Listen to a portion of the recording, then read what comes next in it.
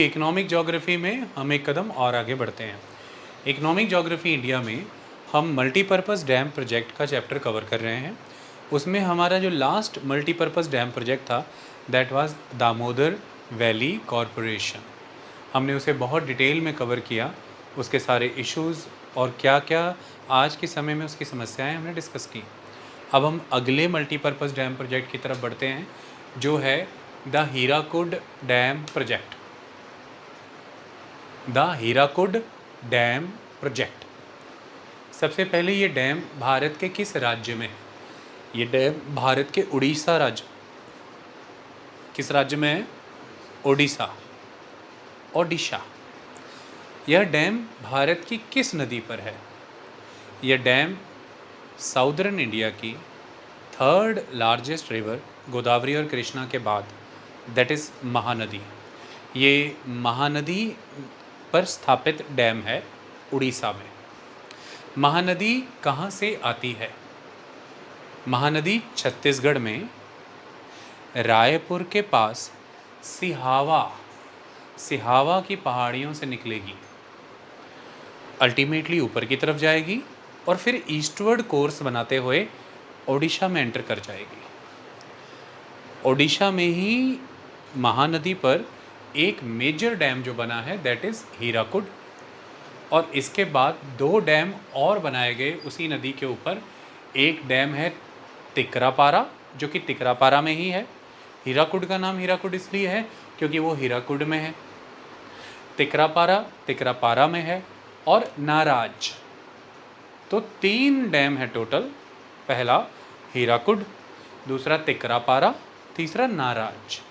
हम जिस multipurpose dam project को पढ़ रहे हैं वो हीराकुड है, पर कई बारी दूसरे डैम्स के नाम भी आ जाते हैं तो वो मैंने साथ में बता दिया, तिकरापारा और नाराज।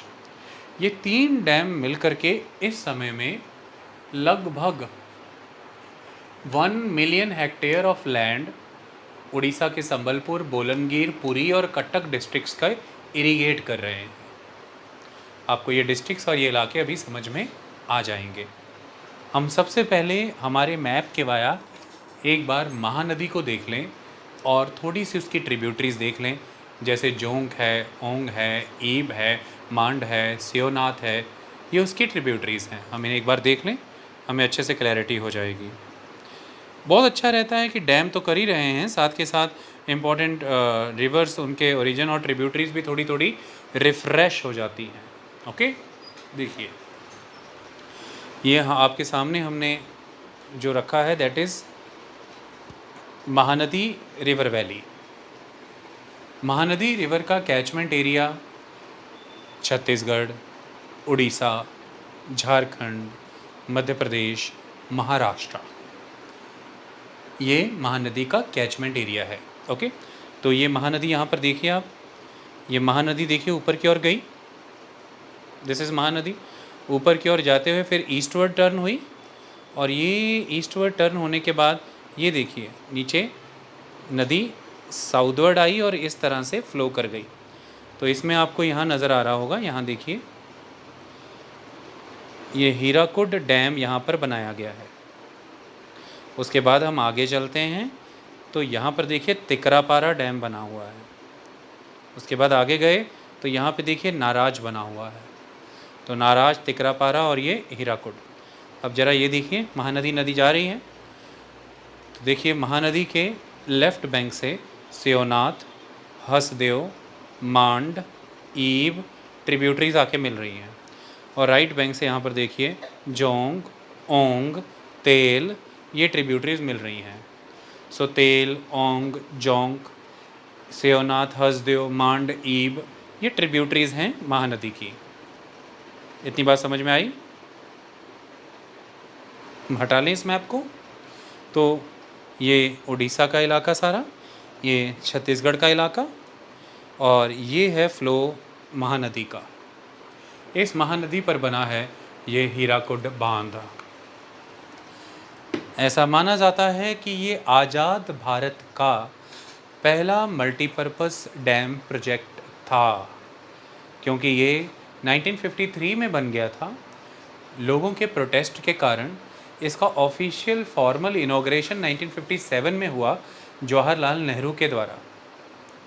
देखिए एक बात समझिए, जो छत्तीसगढ़ का इलाका है वो छत्तीसगढ़ का इलाका हमेशा सूखे से प्रभावित रहता था, लेकिन बिल्कुल उसके उलट जो उड़ीसा का इलाका है, जो लोअर प्लेन एरिया बनता है महानदी वैली का, वो फ्लड से प्रभावित रहता था।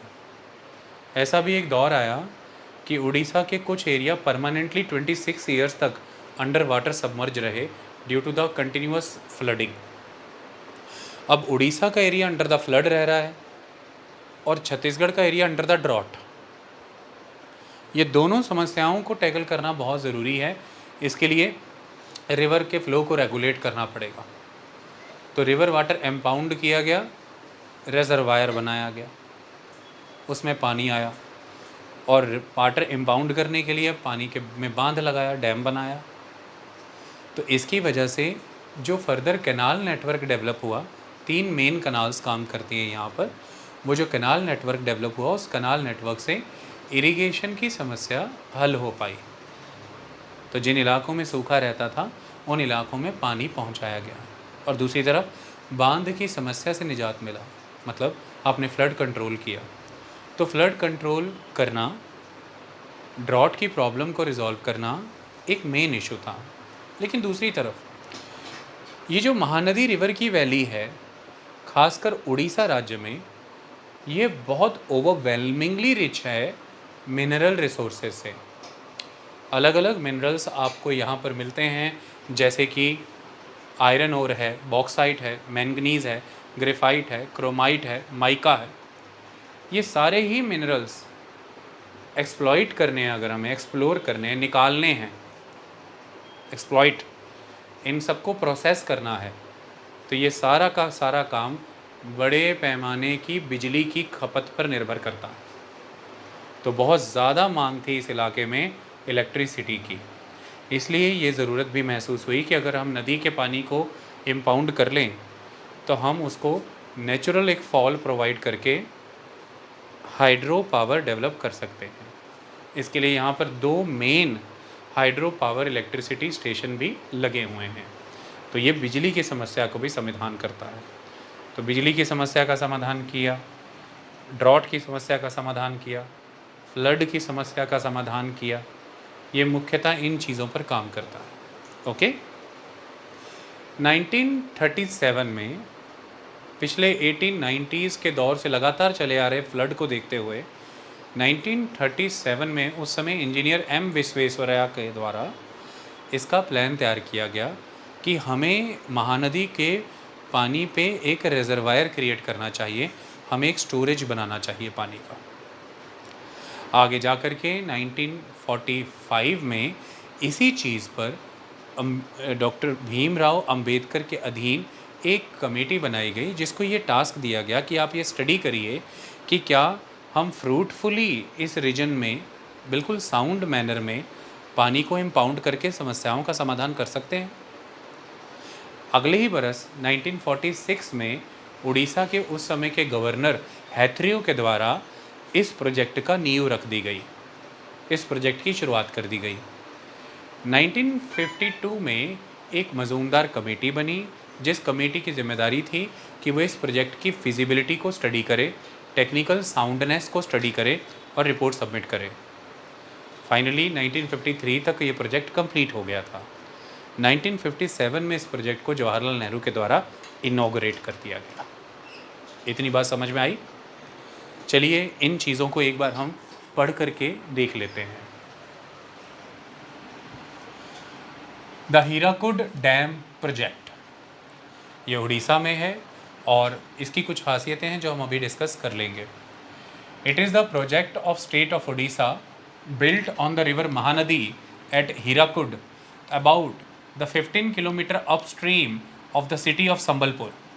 तो ये संबलपुर डिस्ट्रिक्ट में उड़ीसा के, और ख़ास उस डिस्ट्रिक्ट में जो संबलपुर सिटी है उससे 15 किलोमीटर अपस्ट्रीम है, यानी कि towards the border of Chhattisgarh Orissa. Okay, 2 other dams are also constructed over the Mahanadi river, that is the Tikrapara and Naraj. Few kilometre west of the Cuttack. तो आगे जाएंगे कोस्टल एरिया की तरफ तो वहाँ पे आपको कटक मिलेगा, तो उसके कुछ किलोमीटर पीछे वेस्ट में ये बने हुए हैं।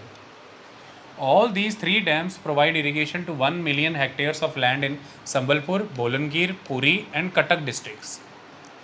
Hirakud dam is the longest earthen dam in the world. मुझे दोबारा समझाने की ज़रूरत नहीं है, हमने अर्दन डैम, ग्रेविटी डैम ये सब समझाए हुए हैं। अर्दन डैम जो 2 पहाड़ियों को के बीच में मटेरियल फिल करके बनाया जाता है, 2 पहाड़ियों को एंकर किया जाता है ना, तो वो अर्दन डैम। अर्दन डैम के मामले में ये वर्ल्ड का लॉन्गेस्ट डैम है। बट ओवरऑल अगर देखा जाए अर्दन और ग्रेविटी सारे डैम्स के मामले में, तो फिर ये एशिया का लॉन्गेस्ट डैम है, तो फिर इंडिया का तो लॉन्गेस्ट हुआ ही हुआ, दिक्कत वाली कोई बात ही नहीं है। सो इसलिए मैंने ये लाइन लिखी है, Hirakud dam is the longest earthen dam in the world and longest dam in Asia. Overall longest dam है एशिया का। ओके, हिस्ट्री के बारे में आ जाए। In 1937 engineer M Visvesvaraya had proposed to stop the floods in the Mahanadi Delta by building a storage reservoir. उसके बाद in 1945 under the chairmanship of Dr. Bhimrao Ambedkar decided that investigation should be done for fruitfully and expeditiously sorry okay दोबारा read कर लेते हैं। In 1945 under the chairmanship of Dr. Bhimrao Ambedkar it was decided that investigation should be done for fruitfully and expeditiously multiple use of the Mahanadi, कि कैसे हम fruitfully और expeditiously multiple use कर सकते हैं महानदी का। इसको लेकर के एक इन्वेस्टिगेशन की शुरुआत हुई अंडर द भीमराव अम्बेडकर की chairmanship of the Bhimrao Ambedkar. In 1946 the then governor of Odisha Sir Hathorn Lewis laid the foundation stone of the dam. Okay? तो 1946 में इसकी शुरुआत हुई। In 1952 a Majumdar committee was appointed to oversee the soundness and technical feasibility of the project. By 1953 dam was completed and by 1957 formally inaugurated by Prime Minister Jawaharlal Nehru. Okay? अब हम इसके structure की बात करते हैं। देखो, dam की जो टोटल लेंथ है वो 25.8 किलोमीटर है। हो गए ना आप सरप्राइज, 25 किलोमीटर लंबा डैम। इसको समझिए ध्यान से। देखो, एक मेन डैम है, तो यहाँ पहाड़ी है, यहाँ पहाड़ी है, इसके बीच में एक मेन डैम बनाया है, वो 4.8 किलोमीटर है। लगभग 5 किलोमीटर लंबा मेन डैम कोई छोटी बात नहीं है। मतलब आप 5 किलोमीटर जानते हैं यहाँ से जितना जलंधर का डीएवी कॉलेज, मतलब आप चले ही जा रहे हैं बाइक लेके, और आप चल किस पे रहे हैं, एक डैम पे चल रहे हैं। तो ये कितना बड़ा हुआ। लेकिन ये इस पहाड़ी से इस पहाड़ी के बीच का मेन डैम है, पर इन दोनों पहाड़ियों के, इस पहाड़ी के उधर और इस पहाड़ी के उधर छोटी छोटी पहाड़ियाँ थीं, जिन पहाड़ियों से पानी निकल के आगे चला जाना था। तो रिजर्वायर वाला काम तो हो ही नहीं पाना था, पानी तो स्टॉक नहीं हो पाना था। तो उन छोटी छोटी पहाड़ियों को भी फिल किया गया, भरा गया, इसलिए डाइक्स क्रिएट किए गए, डाइक। इसलिए उस आखिर पहाड़ी से इधर की आखिर पहाड़ी तक टोटल कैलकुलेट कर लें तो 25.8 किलोमीटर है। तो overall length of the dam is 25.8 kilometre, and उसमें से जो मेन डैम है जिसमें वो सारे स्लूइस गेट लगे हैं, वो डैम इज़ 4.8 किलोमीटर। मैं ये एक दृश्य के माध्यम से आपको दिखाना चाहता हूँ कि आप ये समझ पाएँ कि मैं कहना क्या चाह रहा हूँ। हर चीज़ के दृश्य हैं, सब आपको अच्छे से समझा देना चाहते हैं। ओहो, ये देखिए क्या ही है।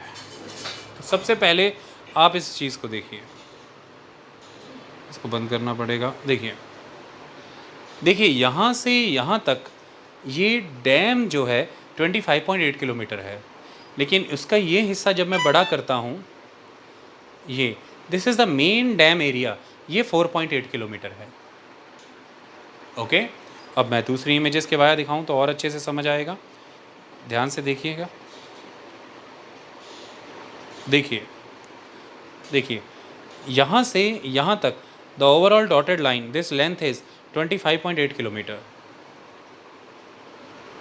और उसमें जो पर्टिकुलर रीजन है दैट इज़ 4.8 किलोमीटर। इतनी बात समझ में आई? तो इस तरह से ये वर्ल्ड का लॉन्गेस्ट अर्दन डैम है, ये एशिया का लॉन्गेस्ट डैम है, तो इंडिया का तो अपने आप ही फिर लॉन्गेस्ट डैम है। ओके, इस डैम के पीछे एक रिजर्वायर बनता है 746 स्क्वायर किलोमीटर का हीराकुड रिजर्वायर। सो नेक्स्ट, ये मैंने आपको दिखा दिया, अब आप यहाँ पे इसे पढ़ लीजिए। स्ट्रक्चर क्या कहता है? Total dam length includes dyke, including the dykes, कितनी है? 25.8 किलोमीटर। और मेन डैम की लेंथ कितनी है? 4.8 किलोमीटर।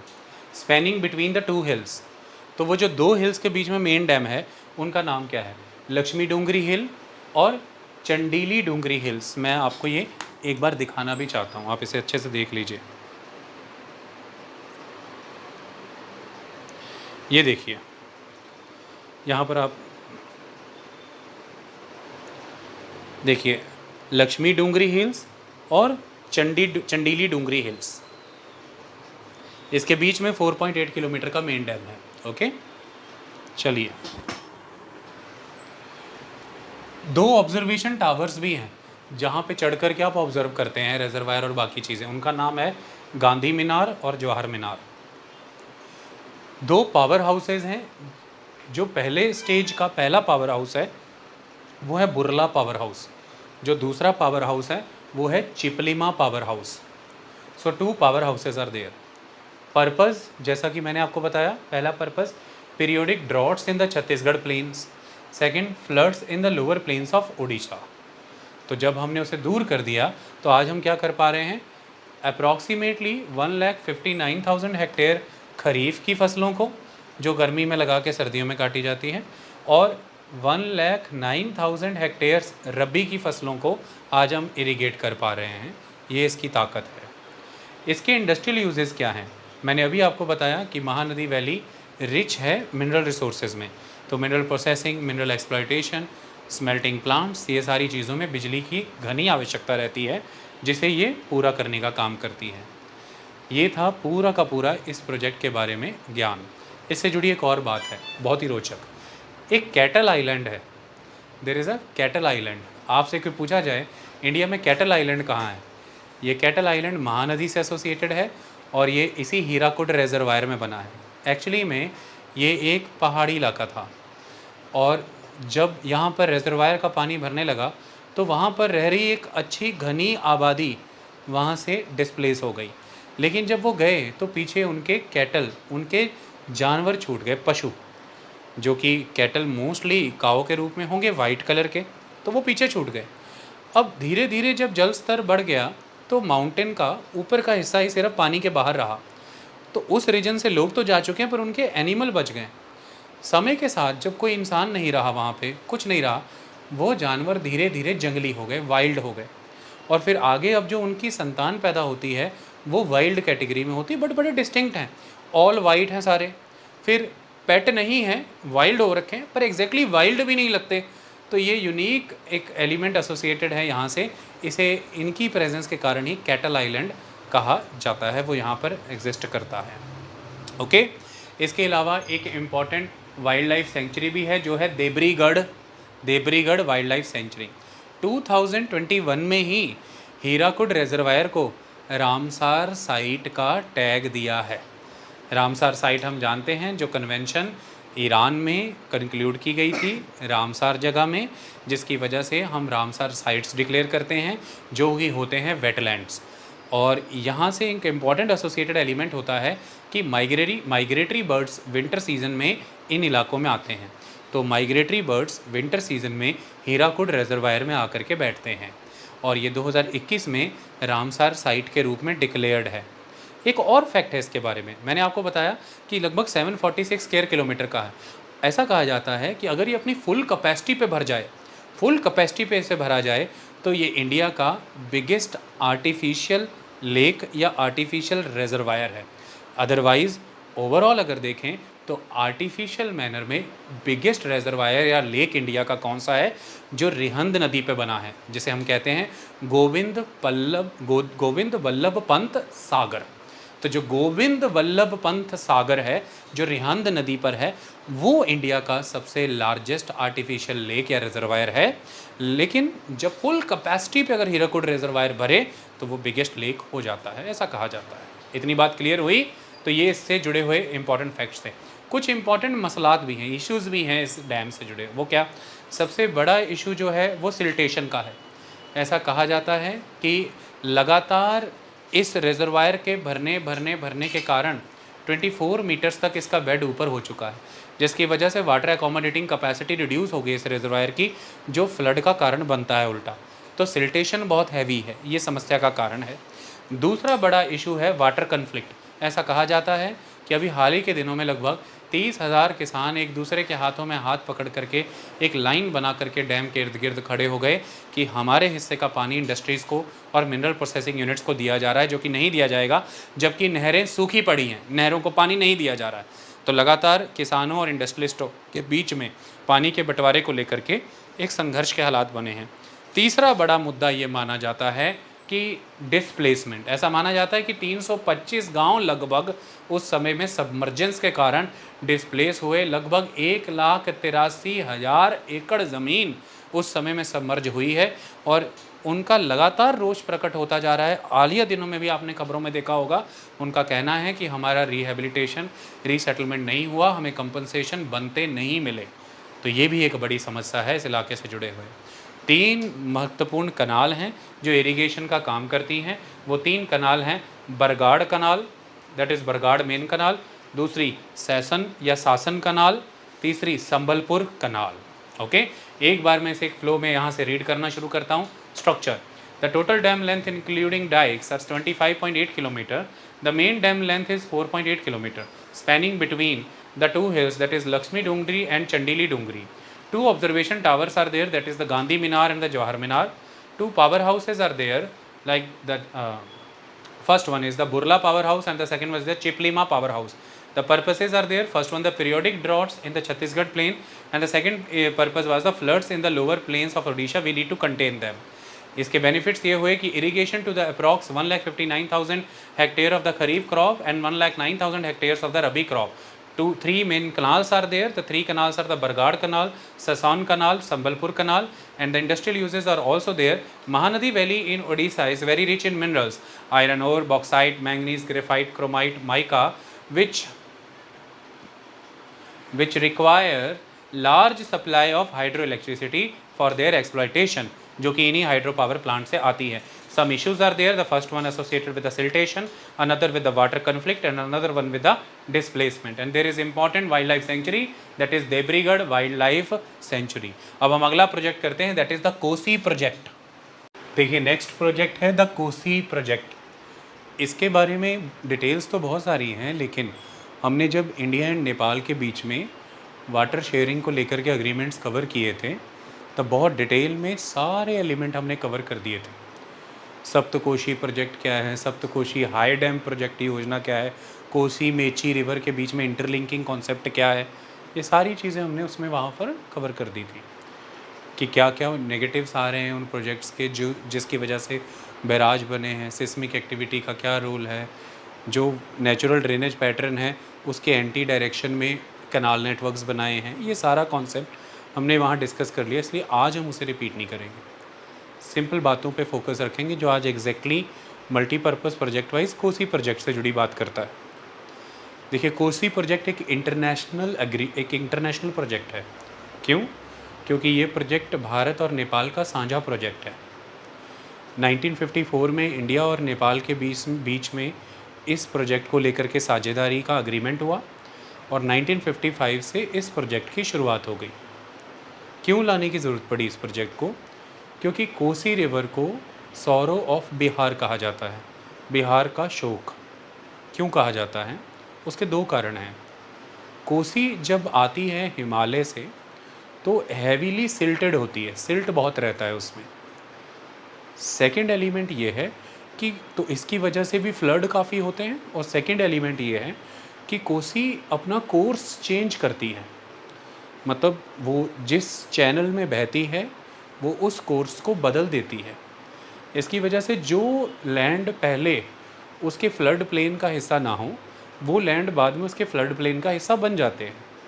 जैसे ऐसा कहा जाता है कि कोसी हिमालय से नीचे उतरती है और बिहार में आती है, तो ऐसे में कोसी वेस्टवर्ड जा रही है और अभी तक लगभग 113 किलोमीटर वेस्टवर्ड उसका कोर्स जा चुका है। तो इस तरह से उसका कोर्स वेस्टवर्ड ड्रिफ्ट हो रहा है, 113 किलोमीटर तक वेस्टवर्ड जा चुका है उसका कोर्स। इसकी वजह से बहुत ही एग्रीकल्चरली फर्टाइल एरियाज़ को कोसी ने पूरी तरह से इनफर्टाइल बना दिया है, वहाँ पर उसे अपना फ्लड प्लेन बना के वहाँ पे अपने फ्लड ला करके।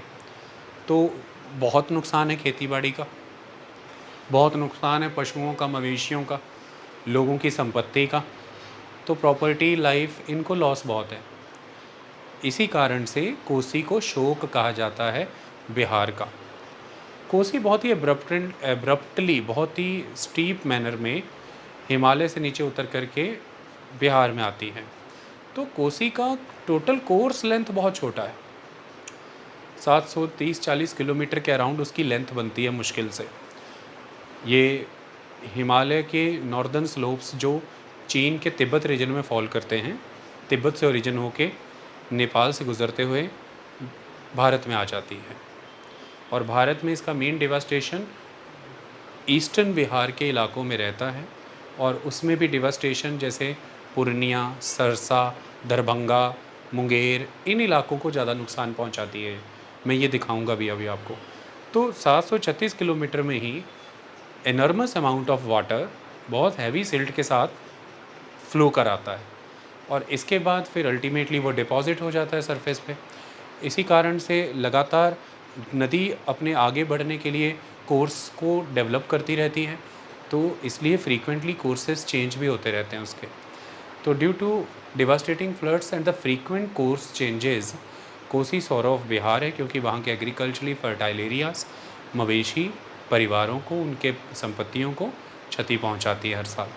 इसको लेकर के ये व्यवस्था की गई, भारत और नेपाल के बीच में ये एग्रीमेंट किया गया कि क्यों ना कोसी के पानी को टेम कर लें, कोसी के पानी को रेगुलेट कर लें।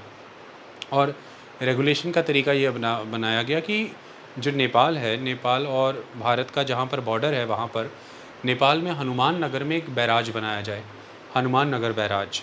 उस बैराज में कोसी के पानी को स्टॉक किया जाए, इम्पाउंड किया जाए, रोक लिया जाए। उसके बाद रेगुलेटेड मैनर में पानी नीचे छोड़ा जाए, और फिर 2 कैनाल निकाली जाएं, एक ईस्टर्न कोसी कैनाल और एक वेस्टर्न कोसी कैनाल, और इनके पाया रेगुलेटेड मैनर में वो पानी इरिगेशन के लिए छोड़ा जाए। तो अगर पानी इम्पाउंड कर लिया जाएगा उस रिजर्वायर में, तो उसके निचले हिस्से में जितने पानी फ्लड की मार में रहते थे वो कंट्रोल कर लिए जाएंगे। पानी रेगुलेटेड अमाउंट में अगर छोड़ा जाएगा तो जो राउंड द ईयर इरिगेशन की कमी रहती है वो फुलफ़िल हो जाएगी। इसकी वजह से एग्रीकल्चरल प्रोडक्शन भी बढ़ जाएगा। और तीसरा ये है कि पावर हाउस डेवलप किया जाएगा। तो इन उद्देश्यों से ये किया गया कि एक तो बैराज बनाया जाएगा, दूसरा बड़ा काम ये है कि जो रिवर की दोनों साइड्स हैं उनको इम्बैंक किया जाएगा, पक्का किया जाएगा, ताकि रिवर अपना कोर्स ना बदले।